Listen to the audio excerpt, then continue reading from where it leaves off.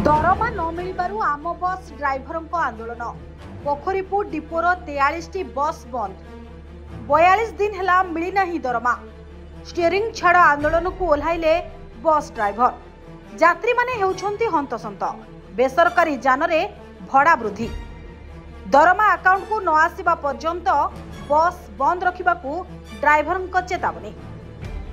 तेबे दरमा न मिलबारु आज पोखरीपुर बस डिपोरे देखिबाकू मिलिछि आम बस ड्राइवर तीव्र प्रतिक्रिया।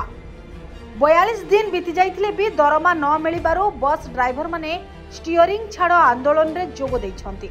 यार प्रभाव रे आज पोखरीपुर डिपोर 43 बस रास्ता को बाहरी नाही। तेबे ड्राइवर कहवा कथा प्रत्येक मास 10 तारिख मध्य साधारणतः सेमानंक खाता रे दरमा जमा होइथाय। गत मासरे 11 तारिख रे दरमा मिलिथिला बोली सेमाने अभियोग करिसंती, किंतु एथर 42 दिन हेबा सत्ते भी दरमा अकाउंट को आसी नाही।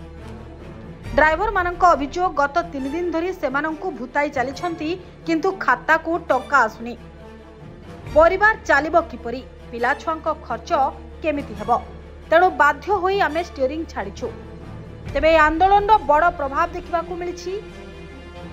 43 बस रास्ता को बाहरी नथिबारु साधारण यात्री माने हैरान पड़िछंती। पोखरीपुट एवं एहार आखपाख अंचल यात्री माने यात्रा पई हैरान हरकत हेउछंती। खाली बेसरकारी बस एवं ऑटो चालुथबारु भड़ा मध्य वृद्धि पाइछि।